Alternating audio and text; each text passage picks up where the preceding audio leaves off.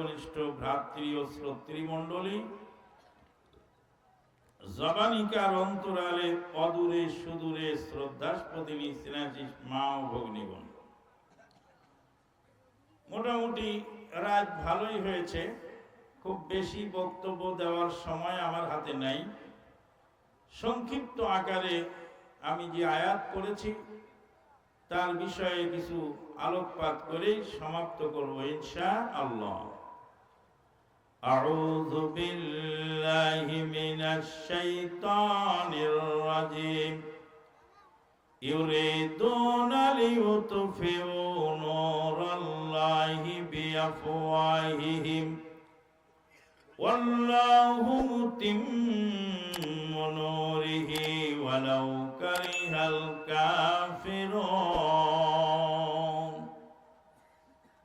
আল্লাহ পাক বলেন, অমুসলিম কাফের বেদিন বেঈমানেরা আল্লাহর নূরকে মুখের ফুৎকারে নিভিয়ে দিতে চায়। আল্লাহু মুতিম্মু নূরিহি ওয়ালাউ কারিহাল কাফিরুন। আল্লাহ রাব্বুল আলামিন তার নূরকে স্থায়িত্ব দান করবেন, যদিও কাফেরেরা তা অপছন্দ করে। অমুসলিম কাফের বেদিন বেঈমান নাস্তিক মালউন মুরতাদ ইসকন এরা সবাই ইসলামকে কি করতে চায়? ধ্বংস করতে চায়। আল্লাহু মুতিম্মু নূরিহি ওয়ালাউ কারিহাল কাফিরুন। মুসলমানদেরকে ধ্বংস করার জন্য কাফের বেদিন বেঈমানেরা তিন শ্রেণীর মানুষকে টার্গেট করেছে। কয় শ্রেণী? তিন শ্রেণীর মানুষকে টার্গেট করেছে। তিন শ্রেণীর মানুষকে ধ্বংস করতে পারলে জাতিকে ধ্বংস করতে সময় লাগে না। কয় শ্রেণী? তিন শ্রেণী। এক নাম্বার হলো নারী জাতি। কথা বলবেন না প্লিজ, কথা বাইরে যা বলেন। কথা বহুত বলেছেন, কথা আর বলেন না। স্টেজের আদব যারা রক্ষা করতে পারবেন না তারা স্টেজে থাকবে না প্লিজ। কয় শ্রেণীর মানুষকে টার্গেট করেছে অমুসলিমেরা? তিন শ্রেণী। প্রথম শ্রেণী হলো আমার নারী জাতি। মুসলিম রমণীদেরকে ধ্বংস করতে পারলে গোটা জাতিকে ধ্বংস করতে বেশি সময় লাগে না। কারণ হলো নারী জাতি হলো মানব তৈরির কারখানা। মানব তৈরির কারখানা। টাকা তৈরির কারখানার নাম কি? টাকশাল। টাকশাল যদি অরক্ষিত থাকে, টাকশালে যদি ঘেরা বেড়া না থাকে, টাকশালে যদি সবাই যাওয়া আসা করে, তাহলে কি কারেন্সি ঠিক থাকবে না জাল নোট বের হবে? একটু কথা বলবেন আমার সাথে। কারেন্সি ঠিক থাকবে না জাল নোট বের হবে? জাল নোট বের হবে। কেন? কারণ টাকশাল রেস্ট্রিক্টেড এরিয়া। এই টাকশাল থেকে যে টাকা বের হয় এটা জাতির সম্পদ, জাতির কারেন্সি। টাকশাল যদি অরক্ষিত হয়ে যায়, সেই টাকশাল থেকে যদি জাল নোট বের হয়, আমার মা বোনেরা যদি অরক্ষিতা হয়ে যায়, পর্দাহীন ভাবে যদি চলাফেরা করতে পারে, বেলেল্লা বেহায়াপনা মা বোনদের দ্বারা যদি করানো যায়, হাজার হাজার জারজ সন্তানে দেশ ভরে যাবে।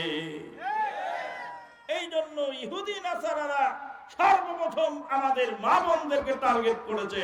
কারণ একজন মহিলাকে ধ্বংস করতে পারলে সন্তানকে ধ্বংস করতে সময় লাগে না। আল্লাহ রাব্বুল আলামিন দৃষ্টান্ত পেশ করেছেন দুইজন নবীর মাধ্যমে। একজন নবীর নাম হলো ইব্রাহিম আলাইহিস সালাতু ওয়াস সালাম, আর একজন নবীর নাম হলো নূহ আলাইহিস সালাতু ওয়াস সালাম। নূহ আলাইহিস সালামের এক ছেলে, তার নাম ছিল কি? কেনান। আর ইব্রাহিম আলাইহিস সালামের এক ছেলে, তার নাম ছিল কি? ইসমাঈল আলাইহিস সালাতু ওয়াস সালাম। ইসমাঈল আলাইহিস সালাতু ওয়াস সালাম আল্লাহর ওয়ালার পালনের জন্য বাবার চাকুর তলে জীবন বিসর্জন দেওয়ার জন্য প্রস্তুত হয়ে গেলেন। আল্লাহর কোরআন বলছে ফালাম্মা বালাগা মা'হুস সা'য়া ক্বালা ইয়া বুনাইয়া ইন্নী আরা ফিল মানামি আন্নী আযবাহুক ফানজুর মাযা তারা ক্বালা ইয়া আবাতি ফাআল মা তু'মারু সাতাজিদুনি ইনশাআল্লাহু মিনাস সাবিরিন ফালাম্মা আসলামা ওয়া তাল্লাহু লিল জাবিন ওয়া নাদাইনাহু আইয়া ইব্রাহিম قد صدقت الرؤيا إنا كذلك نجزي المحسنين ইব্রাহিম আলাইহিস সালাম নিজের সন্তান ইসমাঈল আলাইহিস সালামকে বললেন, বাবা ইসমাঈল, আল্লাহ রাব্বুল আলামিন অর্ডার করেছেন আপনাকে জবাই করার জন্য। আমি জবাই করব আপনাকে, আমার আল্লাহ অর্ডার করেছেন। ফানজুর মাযা তারা, বাবা ইসমাঈল আপনি আপনার অভিমত ব্যক্ত করুন। ইসমাঈল আলাইহিস সালাতু ওয়াস সালাম বললেন, ক্বালা ইয়া আবাতি ফাআল মা তু'মারু সাতাজিদুনি ইনশাআল্লাহু মিনাস সাবিরিন। কুরআনের আয়াতের প্রত্যেকটা শব্দ যদি আমি বিশ্লেষণ করতে যাই রাত ভোর হয়ে যাবে, সময় কুলান যাবে না। তবে সংক্ষিপ্ত আকারে আমি বলে যাচ্ছি। ইব্রাহিম আলাইহিস সালাম ছেলেকে বললেন, আল্লাহ অর্ডার করেছেন আপনাকে জবাই করার।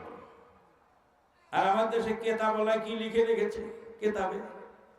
ইব্রাহিম আলাইহিস সালাম চোখ বেঁধে নিলেন, দাওয়াত খাওয়ার নাম দিয়ে মিথ্যা কথা বলে নিয়ে গেলেন। দাওয়াত খাওয়ার নাম দিয়ে মিথ্যা কথা বলে নিয়ে গেলেন। যারা নিজেরা মিথ্যাবাদী অপরকেও মিথ্যাবাদী মনে করে, কিন্তু ইব্রাহিম আলাইহিস সালাম পরিষ্কার ভাষায় বললেন, আল্লাহর কোরআন সাক্ষী দিচ্ছে। ক্বালা ইয়া আবাতি ফাআল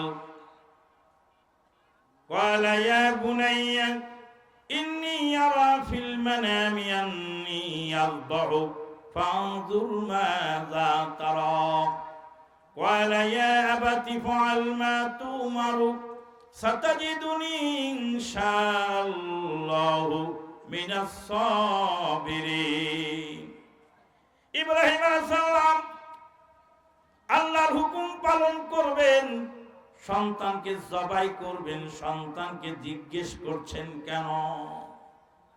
ছাগল জবাই করার সময় কি আমরা ছাগলকে জিজ্ঞেস করি, ও ছাগল তোমাকে কুরবানি দেব, তুমি কি রাজি আছো? গরুর কাঁধে হাল চাষ করার সময় কি গরুকে জিজ্ঞেস করি, ও গরু তোমার যদি হাল চাষ করাবো তুমি কি রাজি আছো? ইব্রাহিম আলাইহিস সালাম ছেলেকে জিজ্ঞাসা করার মাধ্যমে বিশ্ববাসীকে শিক্ষা দিলেন, ইসলাম জোর করে চাপিয়ে দেওয়ার বস্তু নয়, ইসলাম বুঝিয়ে সুঝিয়ে মানানোর বিষয়। আপনার ছেলেকে হাফেজি মাদ্রাসায় রেখে এসেছেন, আর হাফেজ সাহেব গরু পিটা করে পেটে আর গরুর দড়ি দিয়ে শিকল দিয়ে বেঁধে রেখেছে। আপনি মনে মনে ভাবেন আপনার ছেলে হাফেজ হবে, অসম্ভব। ছেলেকে আস্তে আস্তে কি করতে হয়? তালিম দিতে হয়। ইব্রাহিম আলাইহিস সালাম ছেলেকে দিয়ে আগে পাথর টানালেন। কোথায়? কাবা ঘর নির্মাণের সময়। ওয়াইযি ইয়ারফাউ ইব্রাহিমুল কাওয়াইদা মিনাল বাইতি ওয়া ইসমাঈল রব্বানা তাকাব্বাল মিন্না ইন্নাকা আনতাস সামিউল আলিম। ইব্রাহিম আলাইহিস সালাম ঘর নির্মাণের রাজমিস্ত্রির কাজ করলেন আর যুগালদান বানালেন তার ছেলেকে। ছেলে পাথর টেনে দিচ্ছেন আর বাপ ঘর নির্মাণ করছেন। কোরআনের আয়াত থেকে বোঝা গেল আপনিও যেখানে থাকবেন আপনার ছেলেও সেখানে থাকবে। এই যে এই ছেলেটা কার গো? আপনার? কার ছেলে? কার বা ছেলে? একটা ছোট্ট বাচ্চা ছেলে এসেছে, ওয়াজ শুনছে, কি চাতকের মতো চেয়ে আছে। আলহামদুলিল্লাহ। আপনি ওয়াজ মাহফিলে যাবেন, আপনার ছেলেটা ওয়াজ মাহফিলে যাবে। আপনি মসজিদে যাবেন, ছেলেটাকেও মসজিদে নিয়ে যাবেন। আপনি যাবেন 7 সমুদ্র 13 নদীর ওপারে তবলিগ করতে, আর আপনার মেয়ে আর ছেলে কলেজে লাম্পট্য করে বেড়াবে, আপনি জান্নাত হারাম আপনার জন্য। সন্তান কোথায় থাকবে? বাপের সাথে থাকবে।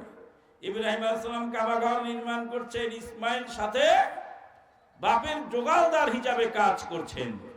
সন্তানকে লালন পালন করা এটা critical and difficult certificate matters, এটাকে খুব গুরুত্ব সহ দেখতে হয়, নাহলে সন্তান মানুষ হয় না। ইব্রাহিম আলাইহিস সালাম ছেলেকে বললেন, ছেলে রাজি হয়ে গেল। আল্লাহ পাক বলেন ফালাম্মা আসলামা, বাপ বেটা দুইজন রাজি হয়ে গেলে। আসলামা কয় বছর? 2 বছর।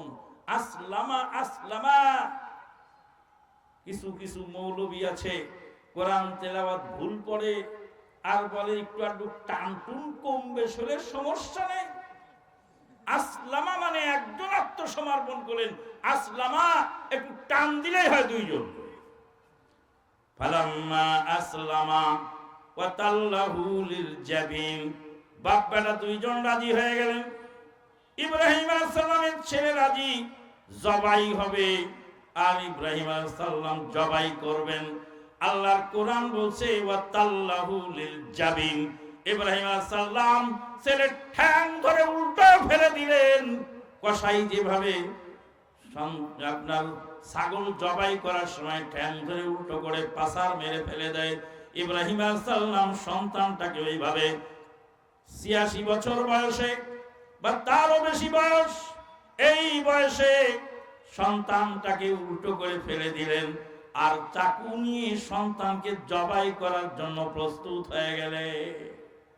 ছেলে তো নারাজ নয়, নারাজ ছেলে নারাজ নয়। ছেলেকে বলবেন শুয়ে পড়ো, আমি জবাই করব, কিন্তু আল্লাহর কোরআন বলছে ওয়াতাল্লাহু লিল জাবিন, উল্টো করে ফেলে দিলেন। ইব্রাহিম আলাইহিস সালাম উল্টো করে ফেলে দিয়ে আল্লাহ রাব্বুল আলামিনকে প্রমাণ করলেন, প্রভু হে, তোমার হুকুম পালনের জন্য গরু ছাগলের জন্য যতটুকু মায়া হয়, আমার সন্তানের প্রতি এতটুকু মায়া নাও।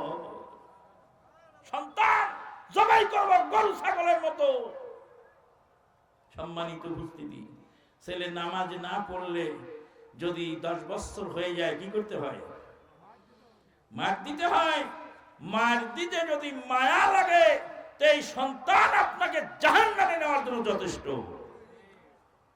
وقال الذين كفروا ربنا أرنا الذين أضلانا من الجن والإنس نجعلهما تحت أقدامنا ليكونا من الأسفلين। কাফেরেরা জাহান্নামে যাওয়ার আগে হাসরের ময়দানে আল্লাহকে বলবেন, আল্লাহ, আমার অভিভাবকদের মধ্যে যারা আমাদেরকে পথ ভ্রষ্ট করেছিল তাদেরকে দেখাও, তাদেরকে জাহান্নামে ফেলে তাদের বুকের উপর সওয়ার হয়ে জাহান্নামে যেতে চাও।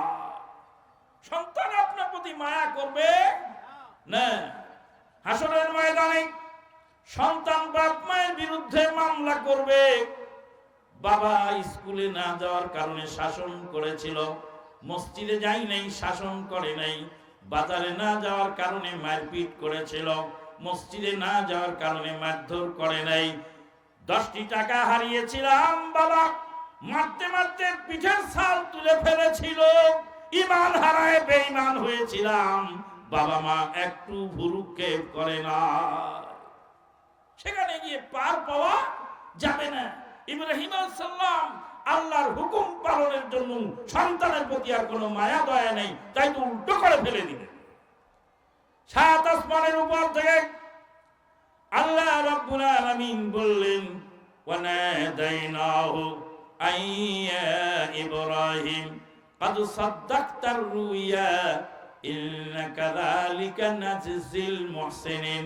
ও ইব্রাহিম রে, স্বপ্ন বাস্তবে রূপায়িত করেছো, পরীক্ষায় পাস করেছো, লাগবে না লাগবে না থেমে যাও, সন্তান কুরবানি করা লাগবে না, বাপ বেটা দুইজন পরীক্ষায় এ গ্রেডে পাস করেছো।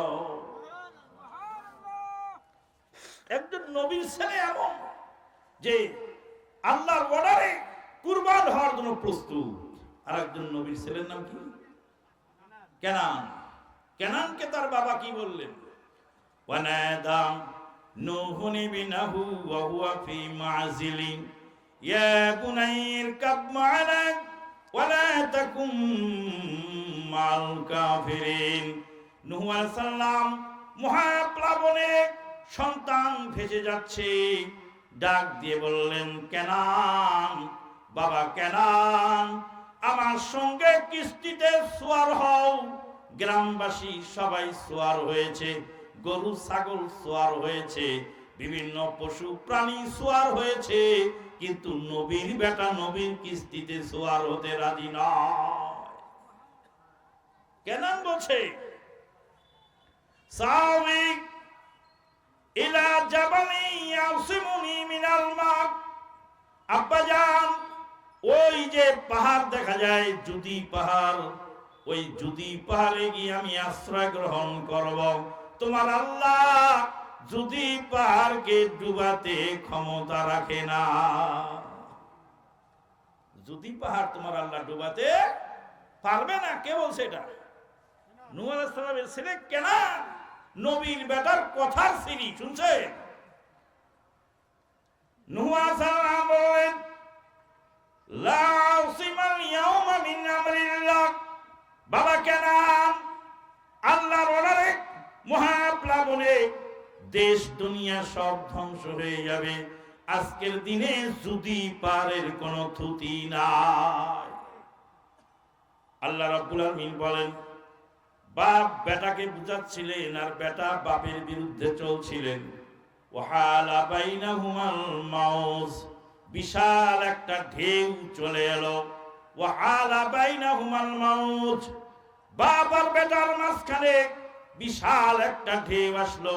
ফাকানা মিনাল মুগরাকিন, বাপের সামনে মহাপ্লাবনে সন্তানকে ভাসিয়ে নিয়ে চলে গেল।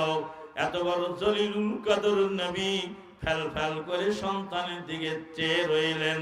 সেই সময় তার কিছুই করবার ছিল না।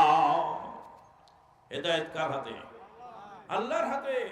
হেদায়েত যদি নূহ আলাইহিস সালামের হাতে থাকতো, নূহ আলাইহিস সালামের ছেলে কেনান বেঈমান হয়ে মরতো। হেদায়েত যদি ইব্রাহিম আলাইহিস সালামের হাতে থাকতো, তাহলে ইব্রাহিম আলাইহিস সালামের বাবা আজর বেঈমান হয়ে মারা যেত না।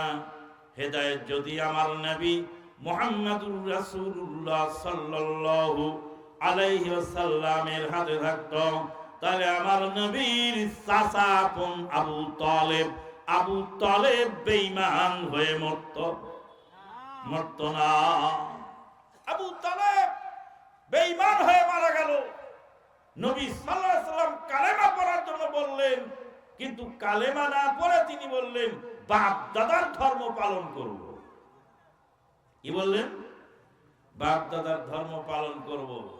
এই বাপ দাদার ধর্মটাই হলো সবচেয়ে বড় সর্বনাশা। তাই তো এক ভাই কবিতা লিখেছেন, একটি গান গেয়েছেন, সুন্দর ইসলামী গান, শুনবেন?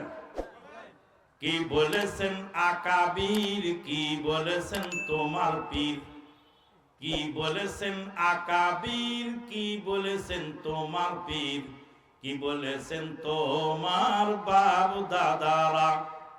বন্ধু ও সব কিসসা ছাড়ো, যদি বন্ধু পারো, কোরআন হাদিস একটিবারে আঁকড়ে তুমি ধরো।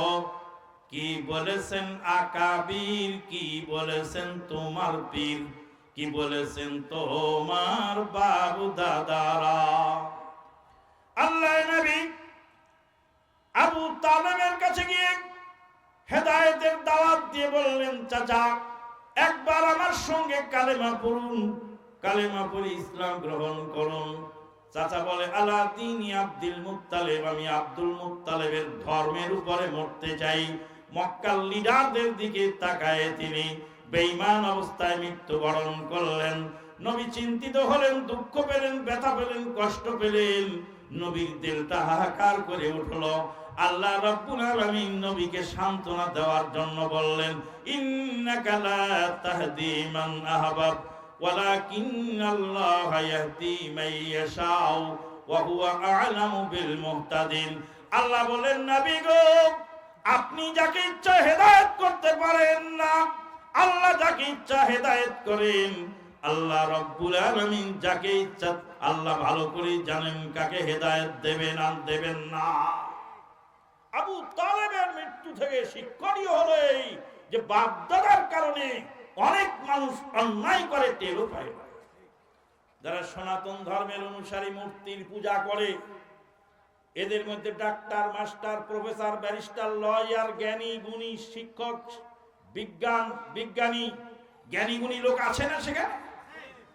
কিন্তু বাপ দাদা খেয়েছে গরুর ছানা, বাপ দাদা খেয়েছে গরুর লাদা, বাপ দাদা খেয়েছে ময়লা আবর্জনা, এগুলি খায়, গরুর গোশতের স্বাদ নেয় না। গরু হলো আমাদের খাদ্য।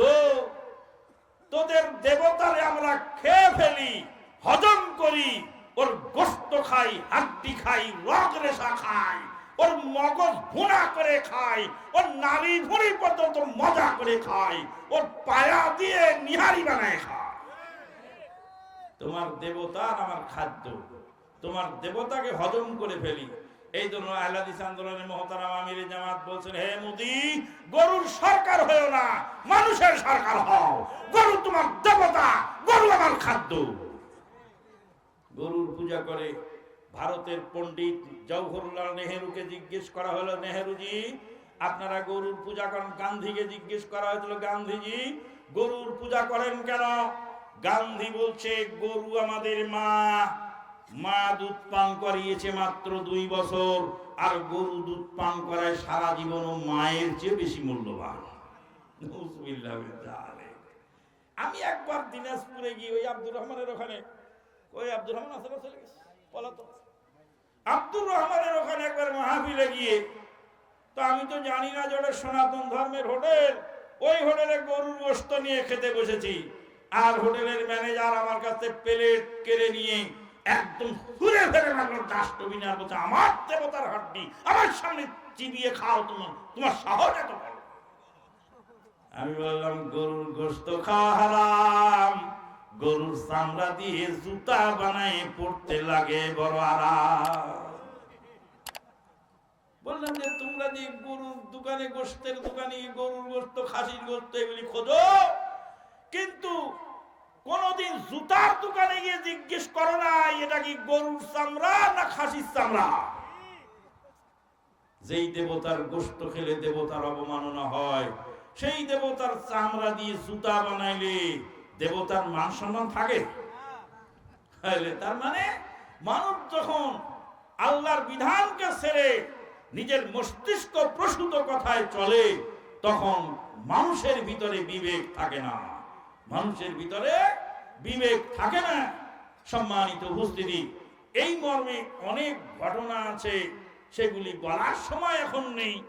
তো যেটা বলতেছিলাম যে বাপ দাদার কারণে আবু তালেবের হেদায়েত নসিব হলো না।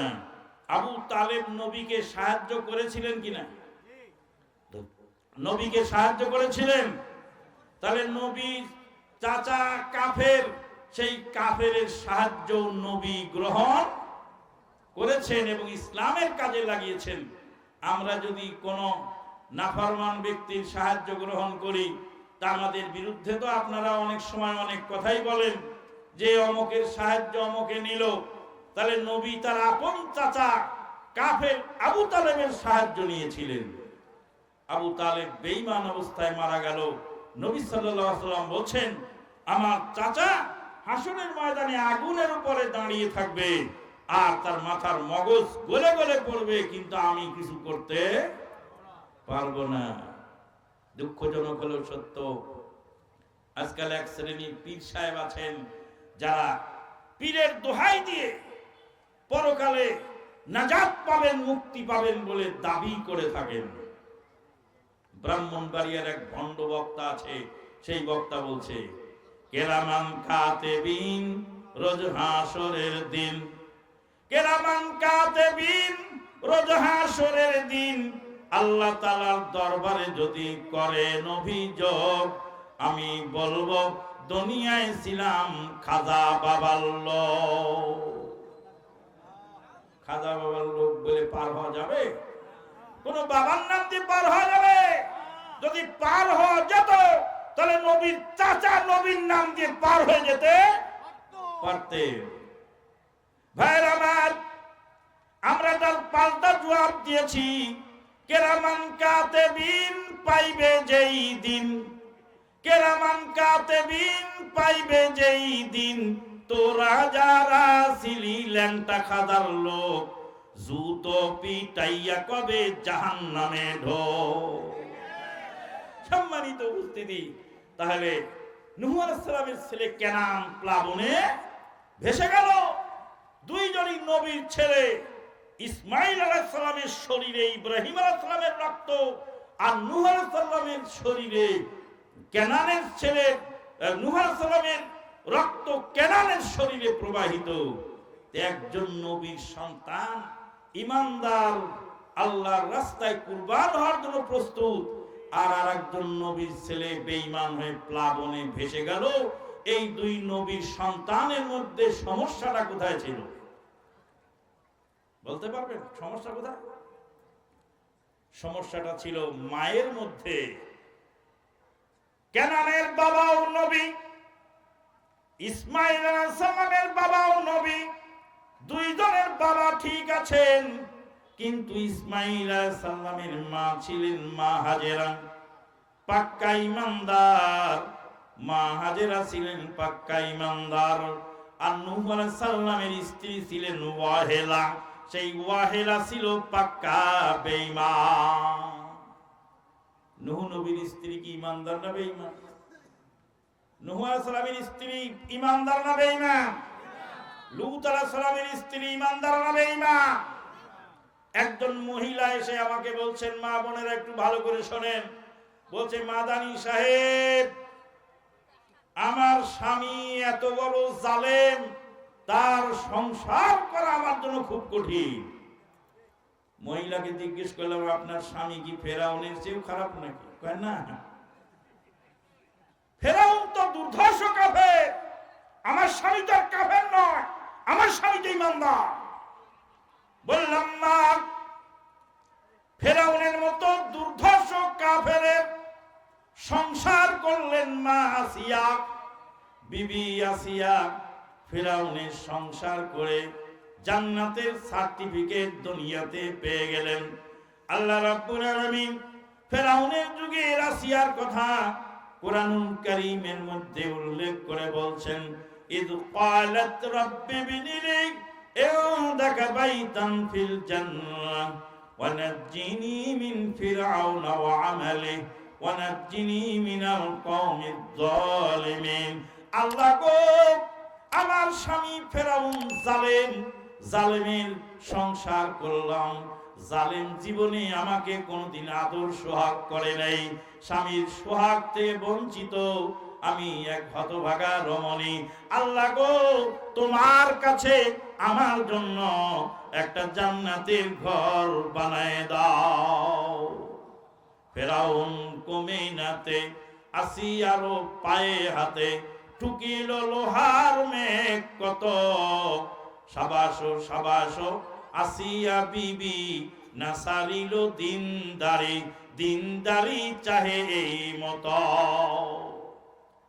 মা বোনদেরকে বলি, মা, ফেরাউনের মতো জালেমের সংসার করলেন বিবি আসিয়া, জালেমের সংসার করে জালেমের ঘর করে দুনিয়াতে জান্নাত কামাই করলেন। আপনার স্বামী তো জালেম ফেরাউনের মতো নয়। আপনার স্বামী যদি জুলুম করে আর আপনি যদি মোহাব্বত করে ভালোবাসা দিয়ে তাকে নিয়ন্ত্রণ করার চেষ্টা করেন, অবশ্যই আপনার স্বামী আপনার পক্ষে যাবে। আর একজন লোক এসে বলছেন, আমার বউ আমার কথা শোনে না। এরা গান শুনবেন, গান বলছে, আমার বউ আমার কথা শোনে না, আমি করি কি ভাই করি রে, মরি কি ভাই মরি রে, এত লোকের মরণ হয় আমার হয় না, আমার বউ আমার কথা শোনে না। চোখ রাঙিয়ে কথা কয় দেখে বড় লাগে ভয়, চোখ রাঙিয়ে কথা কয় দেখে বড় লাগে ভয়, বিয়ের পরে এত জ্বালা প্রাণে সয় না, আমার বউ আমার কথা শোনে না।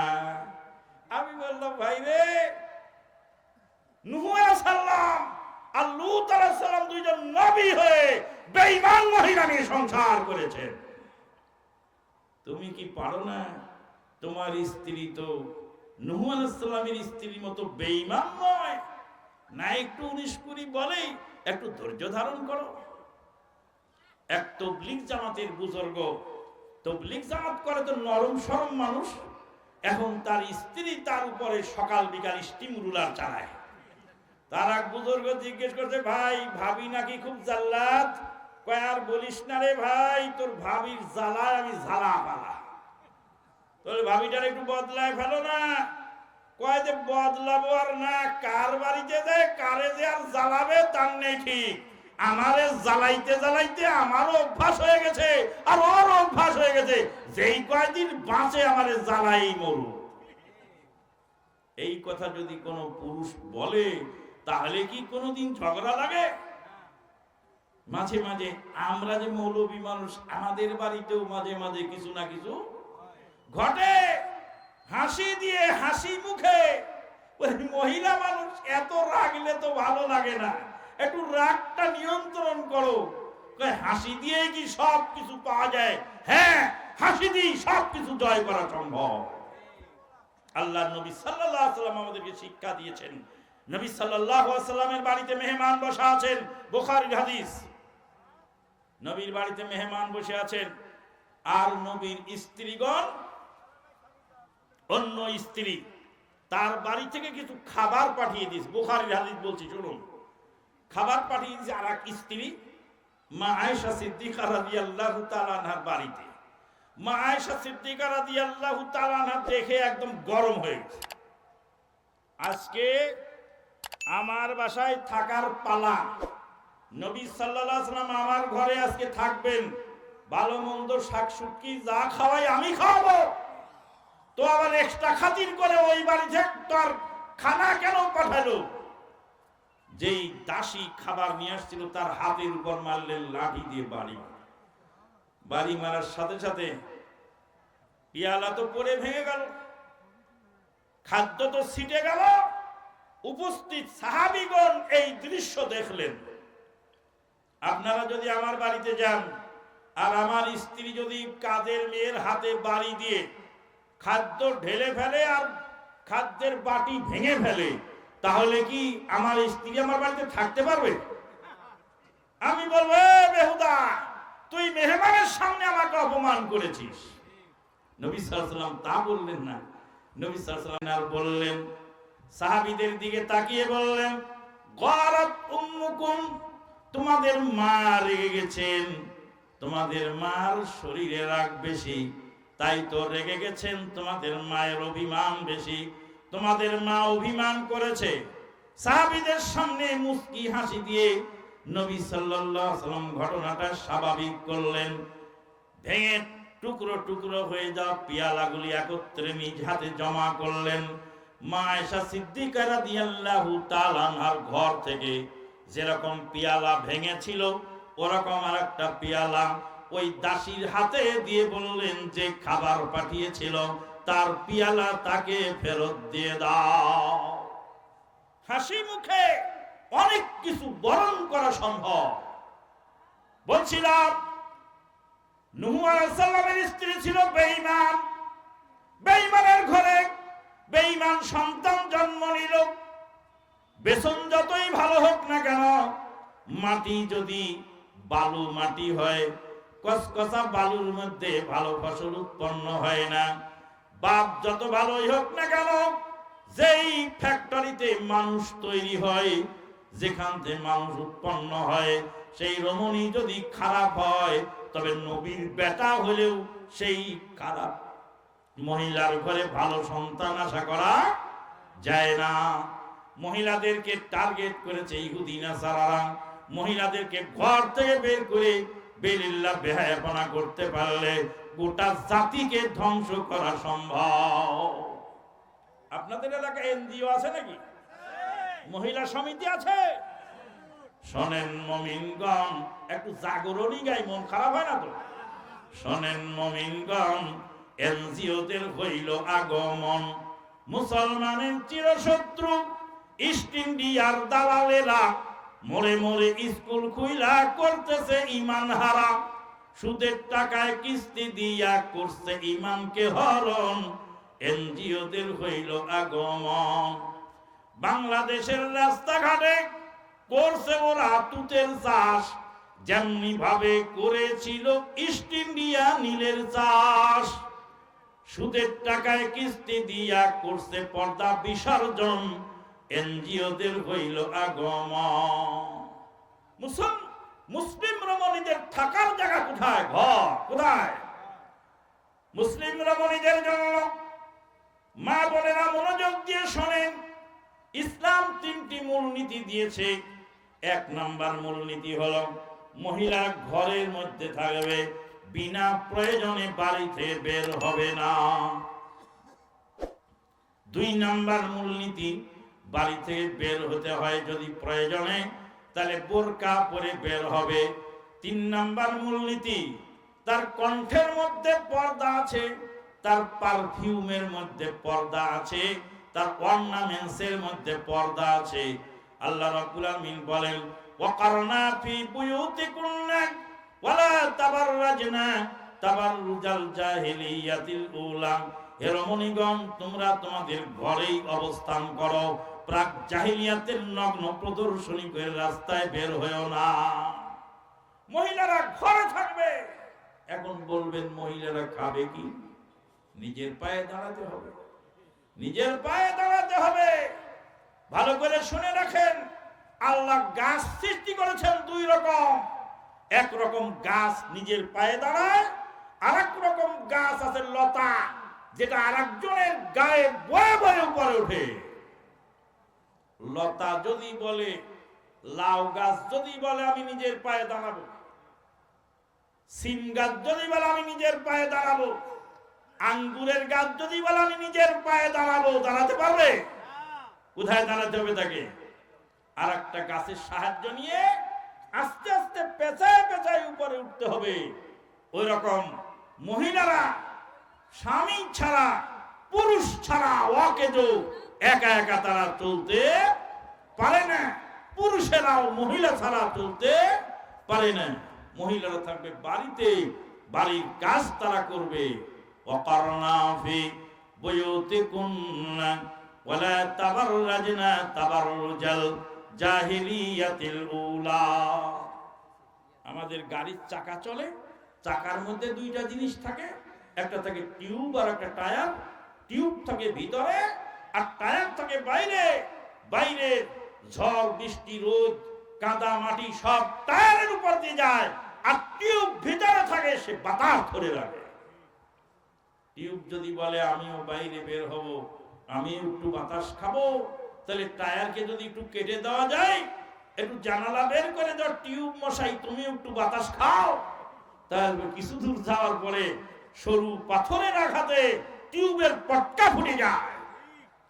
আজকে আমাদের মা বোনদের দুর্গতি কেন? তারা ঘর ছেড়ে বাইরে বের হওয়ার কারণে। মহিলা খাবে কি?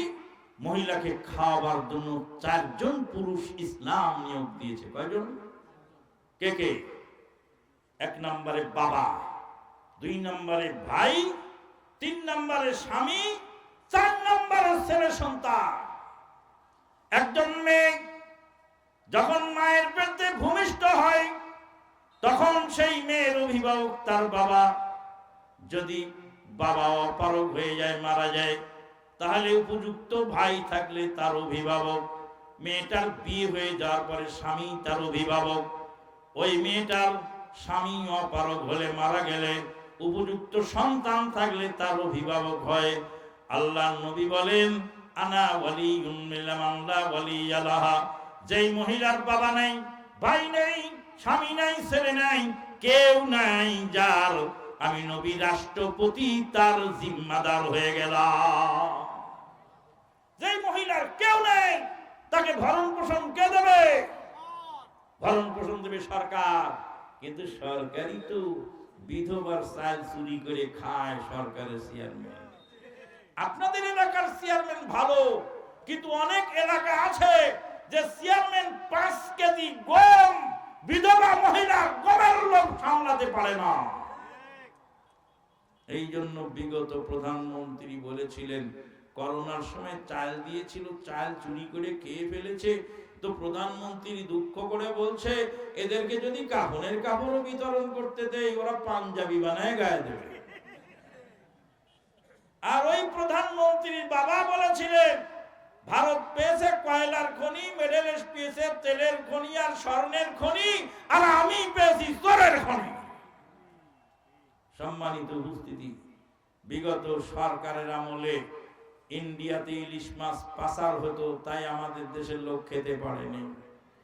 কিন্তু বর্তমান সরকারের আমলে ইলিশ মাছ কোন দেশে গেল যে আমাদের দেশের লোক খেতে পেল না কেন? তার মানে হলো, নেতা যতবারই বদলাক না কেন, যতদিন পর্যন্ত নীতি না বদলাবে ততদিন পর্যন্ত কাজ হবার লয়। নীতি বদলানো জরুরি না নেতা বদলানো জরুরি? নীতি বদলানো জরুরি। তাই তো ডক্টর আসাদুল্লাহ গালিব স্যারের বড় ছেলে বলছেন, আপনারা যদি ডক্টর ইউনূসকে বসিয়ে দিয়ে আমার বাবা ডক্টর গালেবকেও ক্ষমতায় বসান, তবু ডক্টর গালেব পারবে না দেশ ঠিক করতে। কারণ যতদিন পর্যন্ত এই ফ্যাসিস্ট নীতি পরিবর্তন না করা হবে, যতদিন পর্যন্ত আল্লাহর আইন চালু করা না হবে, ততদিন পর্যন্ত দেশে শান্তি হবে না। নেতা পরিবর্তনের চেয়ে নীতি পরিবর্তন খুব জরুরি। তাহলে মহিলাদেরকে খাওয়াবে কয়জন? বাবা, ভাই, স্বামী, ছেলে, কেউ না থাকলে সরকার দায়িত্ব নেবে। মহিলা কেন ইট টেনে ভাত খাবে? কেন মাটি গেলে ভাত খাবে? কেন হাত পরিশ্রম করবে? এটা কোন ইসলামে আছে? অনেক টাকা অনেক জায়গায় ব্যয় হয়, কিন্তু আমাদের মা বোনদের পুনর্বাসনের চিন্তা কেউ করে না। 2 নাম্বার হলো, মহিলা বাড়ি থেকে বের হওয়ার সময় বোরকা পরে বের হবে। কি পরে বের হবে? ইউদনিনা আলাইহিন্না মিন জালাবিবিহিন্না যালিকা আদনা আইয়ুরাফনা ফালা ইউযাইন ওয়া কানা আল্লাহু গফুরুর রহিমা। আল্লাহ রাব্বুল আলামিন বলেন, হে মুমিনা রমণীগণ, হে নবী আপনার স্ত্রীদেরকে, মুমিনা রমণীদেরকে আর আপনার কন্যাদেরকে বলে দিন, ঘর থেকে বের হওয়ার সময় যেন বোরকা পরে বের হয়। 2 নাম্বার। 3 নাম্বার হলো তার পারফিউম, তার মিউজিক, তার অর্নামেন্টসের মিউজিক, তার কণ্ঠস্বর যেন পর পুরুষ না শোনে। আল্লাহ পাক বলছেন, ফালা তাখদানা বিল কওল, নরম ভাষায় কথা বলো না। পর পুরুষের সঙ্গে কথা বলার সময় নীরস ভাষায় কথা বলো। আল্লাহ বলছেন, রসালো ভাষা পরিহার করে মহিলারা পরপুরুষের সাথে কথা বলার সময় নীরস ভাষায় কথা বলবে। বাঁশের মধ্যে যদি রস থাকে, কাঁচা বাঁশ হয় অথবা ভেজা বাঁশ হয়, এই বাঁশে যদি বিদ্যুতের তারে লাগান তো আপনাকে ছেড়ে দেবে তো। কিন্তু বাঁশ যদি মসমসে হয়, ওর মধ্যে রস না থাকে, শুকনা বাঁশ যদি ভেজা না থাকে, সারাদিন ওই শুকনা বাঁশ দিয়ে 440 লাইনে পেটেন, আপনার কোনো ক্ষতি করতে পারবে না। ওই জন্য আল্লাহ বলছেন, মহিলারা পর পুরুষের সময় সঙ্গে কথা বলার সময় নীরস ভাষায় কথা বলবে, কোনো প্রবলেম হবে না ইনশাআল্লাহ। আজকে আমাদের মা বোনদেরকে পর্দায় আনা জরুরি, তাদেরকে সহায়তা করা জরুরি। 2 নাম্বার টার্গেট হলো যুব সমাজ। কোন সমাজ? যুব সমাজ। যুব সমাজকে ধ্বংস করার জন্য 4টি মারণাস্ত্র ফিট করেছে অমুসলিমেরা। 1 নাম্বার মারণাস্ত্র হলো মাদক দ্রব্য। কি মাদক দ্রব্য? মাদক আছে আপনার এলাকায়? আছে মাদক। এই মাদক খেয়ে, হিরোইন খেয়ে, ইয়াবা খেয়ে, গাঁজা খেয়ে, মদ খেয়ে হাজার হাজার যুবক তার ধ্বংসের দ্বার প্রান্তে পৌঁছে গেছে। মাদকের বিরুদ্ধে বক্তব্য দেয় পুলিশ প্রশাসন। পুলিশ প্রশাসন নাকের ডগায় মাদক চোরানি হয়। কে কোথায় মাদক আনে কে কোথায় মাদক বেচে এটা পুলিশ জানে না, এটা আমি বিশ্বাস করি না। কে কোথায় কোন লাইনে চলে পুলিশ মানুষের চেহারা দেখলে চিনে ফেলে। আল্লাহ পাক এদেরকে এত যোগ্যতা দিয়েছে, চেহারা দেখলে চিনে ফেলে। আমার একদিন বলছে এক পুলিশ, মাদানী সাহেব আপনার ইন্টারভিউ নেব, আপনার সাথে কিছু কথা আছে, কিছু তথ্যের প্রয়োজন। তা আমি বললাম আপনি কি সঠিক তথ্য নেবেন না বেঠিক তথ্য নেবেন, কোনটা নেবেন বলেন। পুলিশ বলে সঠিক বেঠিক কি জিনিস? তা বললাম যে আমাকে হাতে কালাবুশ পরায় দেবেন, হাতে হাত করা, পায়ে ডান্ডা বেরি, আর 2-4টা পেটন দেবেন, আপনি যা লিখবেন তার উপর আমি সিগনেচার করে দেবো, বাবা বাঁচাও। আর যদি সঠিক তথ্য নিতে চান আপনি এখানে বসুন, আমি যা বলি লিখুন, লেখার পর আমাকে দেখাবেন এই লিখেছি, আপনি পড়ে দেওয়ার পর আমি সিগনেচার দেবো, সঠিক তথ্য আপনি পাবেন। পুলিশ চারটি বাট্টি নিয়ে গোল করে চলে গেল, বলে আপনার কাছে আর কোনো কথা নেই আমার। আপনি এমন কথা বলেন কেন? তা আপনারা এমন কাজ করেন কেন? 63 জেলায় বোমা ফোটে, কিন্তু আপনার গোয়েন্দার লোকেরা সরকারকে সতর্ক করতে পারে না, তা আপনারা কি চাকরি করেন আর কি বেতন খান? আজকে ট্রেনের মধ্যে এক লোক বসে, আমি ডিজিএফআই এর লোক। এবার তুই ডিজিএফআই এর লোক, তো তোমার টিকিট কই? টিকিট তো আমার নাই, আমি একজনকে টাকা দিয়েছি। আমি তখন ওই রেলের যিনি টিটিএ তাকে বললাম, এই আইনের লোকটাকে ভালো করে আইন শিক্ষা দিয়ে দিন। পরিচয় দিচ্ছে লজ্জাহীন বেহায়া, বলে আমি ডিজিএফআই এর লোক। তুমি ডিজিএফআই এর লোক, তুমি বিনা টিকিটে টাকা দিয়ে দিলে এত বড় দুর্নীতি করো, তুমি আইনের লোক হয় কেমন করে? সম্মানিত উপস্থিতি, তো যেটা বলতেছিলাম, মাদক দিয়ে আজকে যুব সমাজকে ধ্বংস করা হচ্ছে। মাদকের বিরুদ্ধে হুজুর ওয়াজ করবে, হুজুর তো জর্দা খায়, তামাক খায়, বিড়ি খায়। রংপুরে তো আবার হারাগাছে গেলে বিড়ির ওয়াজ করা নিষেধ। বিড়ির ওয়াজ করা কি নিষেধ। 2003 সালে মেবি আমি গেছিলাম রংপুর হারাগাছে ওয়াজ করতে। আমাকে কানে কানে বলে গেল, হাফেজ সাহেব বলল, বিড়ির মহাজন স্টেজে বসা, যত ওয়াজই করেন না কেন বিড়ির বিরুদ্ধে ওয়াজ করবেন না। আমি বললাম, যেখানেই রোগী সেখানেই মেডিসিন দিতে হয়।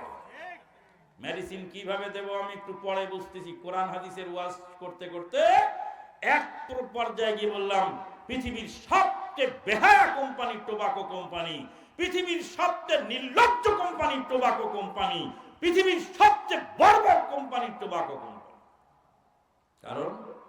কারণ হলো, চালওয়ালা লেখেন আমার চাল ক্ষতিকারক, ডালওয়ালা লেখেন আমার ডাল ক্ষতিকারক, ওষুধওয়ালা লেখেন আমার ওষুধ ক্ষতিকারক, পোশাকওয়ালা লেখেন আমার পোশাক ক্ষতিকারক।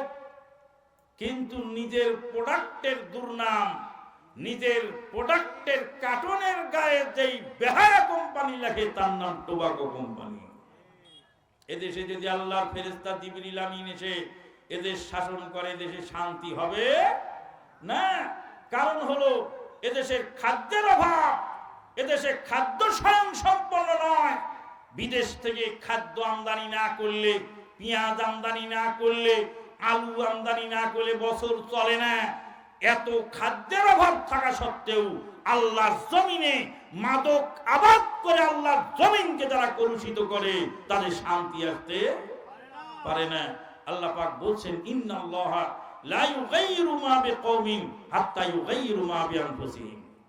হুজুর তো জর্দা খায়, হুজুর কি করবে? হুজুর জর্দা খাচ্ছে। এক হুজুর দেখলাম, আমি নারায়ণগঞ্জ গেছিলাম রূপগঞ্জে ওয়াজ করতে, সভাপতি সাহেব জর্দার ডিব্বা নিয়ে বসেছে একদম ওয়াজের মাহফিলে। ওয়াজের স্টেজে উঠে জর্দার ডিব্বাটা হাতে করে নিয়ে মুখটা খুলে ফুরে ফেলে মারলাম, জর্দা তো গেলে দিকে চলে। সভাপতি আমার দিক তাকাচ্ছে, আমি উল্টা করে তাকালাম। ও যদি আমাকে কিছু বলতো, ওকে চাঙ্গা মেরে ফেলে দিতাম ওর স্টেজ থেকে। বেয়াদব সভাপতি, তুমি হারাম খাওয়ার জায়গা পাও না। আর একজন বক্তা বলছিলেন রাজশাহী, বলছে যে আমি ওয়াজ করতে গেছি, আমার পাশে বসে সভাপতি খালি জর্দা খাচ্ছে। তো বক্তার কি করবে? বক্তা বলছে, যেই চিজ খায় না ভাই ও শুকুর কুকুরে, সেই চিজ খায় আমার বড় হুজুরে। ওই হারা গাছ গেলাম, তামাকের ক্ষেত ঘেরা নাই, তামাকের ক্ষেত ঘেরা বেড়া কিছু নাই, তামাকের ক্ষেত কেন ঘেরো নাই? ছাগল বকরি গরু ছাগল শিয়াল কুত্তা কেউ খায় না তামাকের গাছ, এই জন্য তামাকের ক্ষেত ঘেরা লাগে না। তাই তো বলছি, শুকুরে খায় না, কুকুরে খায় না, গরুতে খায় না, ছাগলে খায় না, আশরাফুল মাখলুকাত এই হারাম জিনিস খায়। যুবক ভালো করে শোনো, হারাম দ্রব্য যারা খাবে আল্লাহ রাব্বুল আলামিন জাহান্নামে তিনাতুল খাবাল গরম করে খাওয়াবেন। তিনাতুল খাবাল কি দিয়ে বানানো হয়েছে? জাহান্নামীদের শরীরের পুঁজ, জাহান্নামীদের শরীরের রক্ত, জাহান্নামীদের কান্দন, জাহান্নামীদের বমি, জাহান্নামী মহিলাদের লজ্জাস্থানের মাসিকের রক্ত, সব মিলায়ে জাহান্নামের তলদেশ দিয়ে ভেসে যায়। সেগুলি গরম করে জোর করে সারাশি দিয়ে খাওয়ানো হবে তিনাতুল খাবাল। যারা দুনিয়াতে নেশা দ্রব্য খাবে তাদের জন্য এই দুর্গতি হবে। নেশা দিয়ে আজকে যুবকদেরকে ধ্বংসের দ্বার প্রান্তে পৌঁছিয়ে দেওয়া হলো। যুবকদেরকে ফিরাতে হলে সবাইকে সচেতন হতে হবে, নতুবা যুবকরা ফিরতে পারবে না। 2 নাম্বার, অসহিষ্ণু রাজনীতি। তরুণ উদীয়মান যুবকেরা বুকে তাজা রক্ত ঢেলে দিয়ে যে অর্জনটা করেছিল, এক শ্রেণীর অসাধু রাজনীতিবিদের কারণে আজকে এই দুর্গতিতে দেশ চলছে। বহু বছর আগে এদেশের বড় আলেমে দ্বীন, বড় ওয়াইজ মাওলানা দেলোয়ার হোসেন সাইদি সাহেব বলেছেন, 2 সাপের একই বিষ। 2 সাপের একই বিষ। বলছে মুদ্রার এপিট আর ওপিট, তার প্রত্যেকটা কথা অক্ষরে অক্ষরে ফলে যাচ্ছে। আজকাল আমাদের দেশের এক শ্রেণীর রাজনীতিবিদ, সেদিন বলছিলাম এক গল্পের কথা, বলছে এক নেতা যায়, বলছে বাবারা তোমার এলাকা আমার এলাকা, এই এলাকা আমার নয়নের মণি। তো বলছে বাবারা তোমরা এসেছো কেন? তোমরা এসেছো তোমাদের হাত পায়ে কাঁদা কেন? বলে আমরা এলাকায় কৃষি কাজ করি, মাঠে ঘাটে ধান লাগাই, এই জন্য আমাদের হাত পায়ে কাঁদা। বলে আমার এবার ভোট দিয়ে এমপি বানাও, তোমাদের ইরি ধানের ক্ষেতগুলি সব টাইলস করে দেব, তোমরা ইরি ধান লাগাবে কিন্তু তোমাদের পায়ে কাঁদা লাগবে না। বলে ও হুজুর, এ কথাও কি কোন নেতা কয়? হ্যাঁ কয়। রানা প্লাজা, ভালো করে শোনেন, দলিল শোনেন। রানা প্লাজা যখন ধসে পড়ে গেল, হাজার হাজার মানুষ রানা প্লাজার তলে পড়ে হাহুতাশ করছে, সেই সময় এক মন্ত্রী ভাষণ দিয়ে বললেন, হরতালকারীরা ধাক্কা মেরে রানা প্লাজা ফেলে দিয়েছে। বলে নাই? বলে নাই? যদি বলে থাকে, যারা বলতে পারে ধাক্কা মেরে রানা প্লাজা ফেলে দিয়েছে, তারা এরকম অসম্ভব কথা বলা তাদের পক্ষে অসম্ভব নয়। সম্মানিত ভাইয়েরা, যুবকদের অসহিষ্ণু রাজনীতি। 3 নাম্বার হলো নারী জাতি। নারী লালিয়ে দিয়ে হাজার হাজার যুবকের চরিত্র ধ্বংস করা হচ্ছে। যুবক গেল পড়তে ইউনিভার্সিটিতে, একজন নষ্টা মহিলার খপ্পরে পড়লো। নষ্টা মহিলার খপ্পরে পড়ে যুবক ধ্বংসের দ্বার প্রান্তে চলে গেল। লেখাও গেল, পড়াও গেল, সব গেল, যুবক খালি হাতে ফেরত এলো। 4 নাম্বার হলো অসৎ বন্ধু বান্ধব। ইন্টারনেটের মাধ্যমে, অসৎ বন্ধু বান্ধবের মাধ্যমে হাজার হাজার যুবকের জীবন ধ্বংস হচ্ছে। দেশের যুব সমাজ খাইল কে? মোবাইল ফোনে। মেয়ের মাথা খারাপ করলো কে? মোবাইল ফোনে। মোবাইলের ব্যাধির কথা সবারই তো জানা। মোবাইলের রোগে রে ভাই দেশটা হলো কানা। আরো অনেক কথা আছে বই কইব গোপনে মোবাইল ফোনে। Mobile addicted. ঢাকাতে পাবনা এক্সপ্রেস গাড়িতে আমার পাশের সিটে বসলেন জাহাঙ্গীরনগর ইউনিভার্সিটি থেকে একজন প্রফেসর সাহেব বসলেন আমার পাশের সিটে। পাবনার বিজ্ঞান প্রযুক্তি ইউনিভার্সিটির সামনে নামলেন। নামার সময় বলছে, আসসালামু আলাইকুম হুজুর, আমি অমুক ডক্টর, আমি অমুক প্রফেসর, আমার বাড়ি অমুক জায়গায়, আমি বিজ্ঞান প্রযুক্তি বিশ্ববিদ্যালয়ের প্রফেসর। যখন থেকে উঠেছে জাহাঙ্গীরনগর থেকে, তখন থেকে মোবাইল, তখন থেকে স্মার্টফোন চালাচ্ছে। সারা রাস্তা প্রায় 4.5 ঘন্টা পার হয়ে গেল। 4.5 ঘন্টা শুধু মোবাইল চালালো। নামার সময় বলছে, আমি এই বিশ্ববিদ্যালয়ের প্রফেসর, আমার নাম ডক্টর অমুক, আমার বাড়ি অমুক জেলায়। নাম বললে কেউ চিনে ফেলবেন, লোকটা লজ্জা পাবে, ওই জন্য নাম বললাম না। যখনই নেমে যাচ্ছিলাম, খাবলা দিয়ে জামা টেনে ধরলাম, থামেন আপনি এখানে, নামবেন না। বললাম, আপনি বিজ্ঞান প্রযুক্তি বিশ্ববিদ্যালয়ের প্রফেসর বানিয়েছে কে? 4.5 ঘন্টা। এত বড় শিক্ষিত লোক হয়ে যদি স্মার্টফোন চালান, তাহলে আপনার ছাত্ররা কি করে? স্মার্টফোনে আজকে দেশ ধ্বংসের দ্বার প্রান্তে চলে গেল। বৃদ্ধ মানুষ আইডি খুলেছে, অবুঝ ভালো খুলে ভালো করে যাচাই বাছাই করে দেখা গেল 80 বছরের বৃদ্ধ, তার আইডির নাম অবুঝ ভালো। ভাইয়ের আমার, মোবাইল খুব উপকারী জিনিস, ওরা খুব গুরুত্বপূর্ণ জিনিস। মোবাইল দিয়ে কোন রাস্তায় যাব, কোন দিকে শর্টকাট হয়, কোন দিকে যানজট আছে, কোথায় যানজট নাই, ট্রেনটা কত দূর এলো, কোন ট্রেনে কতটি সিট খালি আছে, বিমান কত দূর এলো, কোন বিমান উড়েছে, কোন বিমান ঢাকা এয়ারপোর্টে ল্যান্ড করলো, এগুলি মোবাইলের মাধ্যমে, তথ্য প্রযুক্তির মাধ্যমে জানা সম্ভব। কিন্তু মোবাইল অসৎ কাজে ব্যবহার করার কারণে হাজার হাজার যুবক ধ্বংসের প্রান্তে, দ্বার প্রান্তে।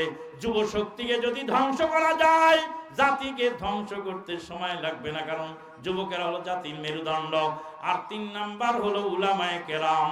উলামায়ে কেরাম যারা হলো জাতির কর্ণধার, তারাই যদি অন্যায় কাজ করে, তাহলে জাতি যাবে কোথায়? আমাদের দেশের অনেক ধর্মীয় নেতা, তারাই পূজা মণ্ডপে গিয়ে বলছে রোজা আর পূজা একই জিনিস। ও ভাই, 6% অমুসলিমদের এই ভোটের লোভে 90% মুসলমানদের সঙ্গে বেঈমানি ইসলাম বরদাস্ত করে না। আজকে যারা দেশের কর্ণধার হবে, যারা দেশের নেতা হবে, তারা যায় পূজা মণ্ডপে, যায় মালউনদের সাথে মিতালি করতে, অথচ এই পূজা মণ্ডপে সেখানে আল্লাহ নাফরমানি শিরিক হয়, সেখানে যাওয়াই হারাম। বলবেন নিরাপত্তার জন্য যাই। নিরাপত্তার জন্য পুলিশ কি করে? পুলিশের কাজ হলো নিরাপত্তার পাহারা দেওয়া। আমার রাজস্বের টাকা দিয়ে পুলিশ পালা হয়, আর্মি পালা হয়।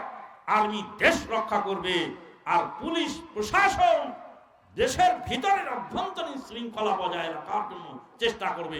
কেন? ওর গায়ের জামা আমার টাকায় কেনা, ওর পায়ের জুতা আমার টাকায় কেনা, ওর হাতের লাঠিটা আমার টাকায় কেনা, ওদের রেশন পায়, রেশনটা আমার টাকায় কেনা। আজকের ওয়াজ শুনে কি আপনারা খুশি না বেজার? কারা কারা খুশি? 2 হাত তোলেন, 2 হাত। আল্লাহ, তোমার বান্দারা খুশি, 2 হাত তুলে রেখেছে, তুমি দেখে নাও। আল্লাহ খুশি হয়ে যাও তুমি। বাম হাত নিচে নামান, ডান হাত পকেটে ঢুকান। কোথায় ঢুকাবে? পকেটে। কার পকেটে? যার যার পকেটে ঢুকাবেন। যতটুকু আছে আপনারা পরিশেষে দিয়ে যাবেন। স্বেচ্ছাসেবক ছেলেরা দ্রুত গতিতে ভিতরে চলে যাও, প্রত্যেকেই পকেট থেকে বের করুন। যে যা পারেন, যদি রুমাল নিয়ে যাও, রুমাল রুমাল রুমাল নিয়ে তাড়াতাড়ি যাও, বিভিন্ন জায়গায় যাও। কেউ খালি হাতে ফিরবেন না, সবাই কিছু কিছু করে এই মাদ্রাসায় দিয়ে যাবেন। সময়ের অভাবে কালেকশনের বক্তা ঠিক মতো কালেকশন করতে পারে নাই, কারণ সময়টা আগেই ক্ষেপণ করা হয়েছে। সময়ের অপরিসীম মূল্য, সময়ের মূল্যায়ন না করার কারণে আমরা অনেক সময় মাহফিলে বা জলসায় দোকান দেয়, সেখানে মেয়েরা গিয়ে সবাই মনোযোগ দিয়ে এই প্রশ্নগুলি শুনুন, গুরুত্বপূর্ণ প্রশ্ন। আর প্রত্যেকেই পকেটে হাত দেন। মা বোনেরা, আপনারা পর্দার আড়ালে যারা ওয়াজ শুনলেন, তারা একটু মেহেরবানি করে নিজেরা যে যা পারবেন আল্লাহর ওয়াস্তে দান পাঠিয়ে দিবেন। মাহফিলে বা জালসায় দোকান দেয়, সেখানে মেয়েরা গিয়ে কেনাকাটা করে, সম্পর্কে কিছু বলুন। যে এই মাহফিল কর্তৃপক্ষ মেয়েদেরকে নিয়ন্ত্রণ করতে পারে না, সেই মাহফিল কর্তৃপক্ষের মাহফিল করার অধিকার নেই। আর যদি মাহফিল করতেই হয় তাহলে দোকানপাট দূরে সরায় দেবে, অথবা সেখানে মহিলা যাওয়া সম্পূর্ণ নিষেধ করে দেবে। আমার বউ সালাত আদায় করে না, আমার করণীয় কি? আপনার বউকে আপনি নসিহত করবেন, বুঝাবেন, ইনশাল্লাহ একদিন সে বুঝবে, সালাত আদায় করবে ইনশাল্লাহ। ইসলামী দলকে ক্ষমতায় আনতে ভোট দেওয়া জায়েজ হবে কি? আপনি ভোট দিলেই যে ইসলামী দল ক্ষমতায় আসবে ভাবলেন কি করে? গণতন্ত্রের দাবি হলো যার লোক বেশি, সংখ্যা বেশি, তারটা ঠিক। এদেশে ইসলামের পক্ষের লোক বেশি না ইসলামের বিপক্ষের লোক বেশি? তাহলে গণতন্ত্রের পক্ষে কশ্চিন কালেও ভোট হবে না। কারো চোর কোনোদিন চাবে না ইসলাম ক্ষমতায় আসুক, কারো চোর জানে ইসলাম ক্ষমতায় আমার হাতটা কাটা যাবে।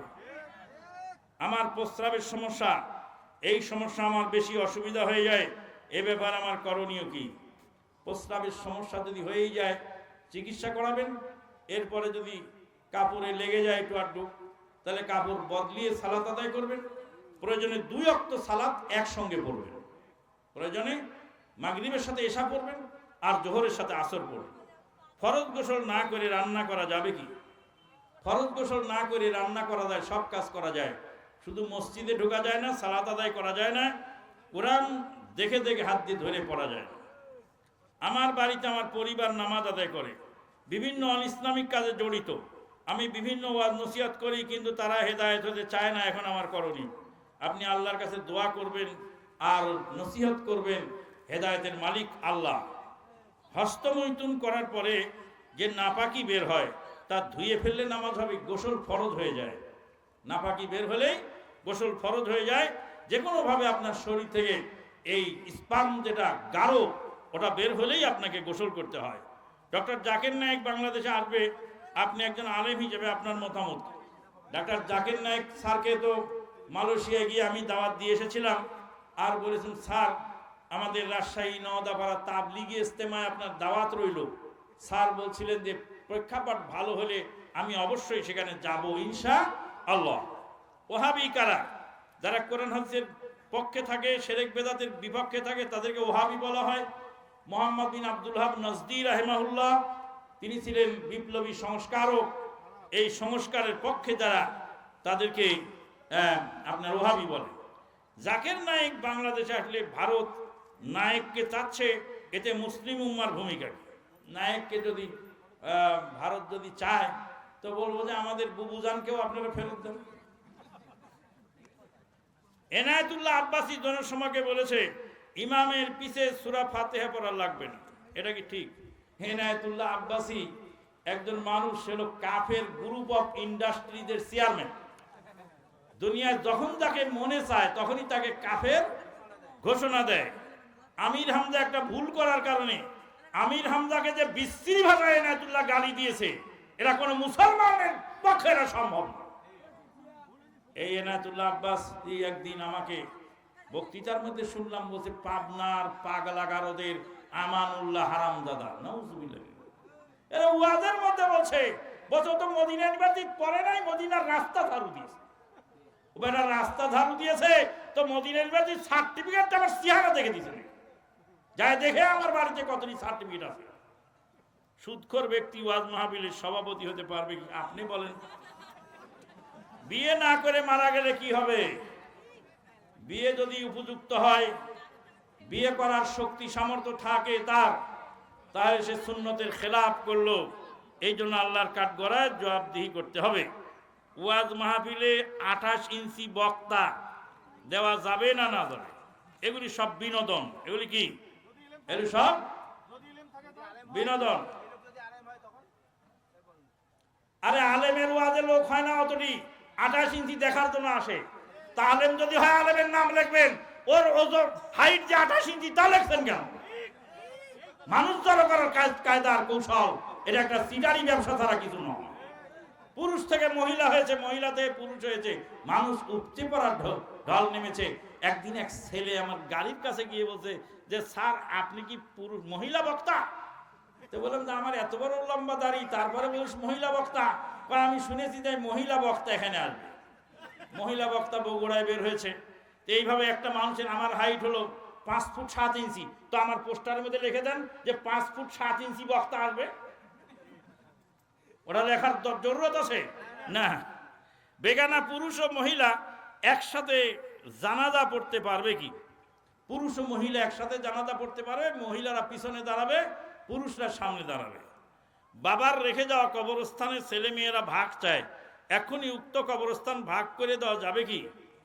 বাবার রেখে যাওয়া কবরস্থান যদি বাবা দান করে থাকে, যদি বাবা কবরস্থানে দান করে থাকে, তাহলে দান করা জিনিস যারা নিতে চায়, রাসূলুল্লাহ সাল্লাল্লাহু আলাইহি সাল্লাম বলছেন আল আয়েদু ইলা হিবাতিহি কামাসালিল কালব, যে দান করা জিনিস ফেরত চায় সেটা কুকুরের মতো। কিসের মতো? কুকুর বমি করে যেমন চেটে খায়, সে দান করা জিনিস আবার ফেরত চায়। নাউযুবিল্লাহি মিন যালিক। আল্লাহ পাক কবুল করুন, আল্লাহুম্মা আমিন। ওয়া আখিরু দাওয়ানা আনিল হামদুলিল্লাহি রাব্বিল আলামিন। আসসালামু আলাইকুম।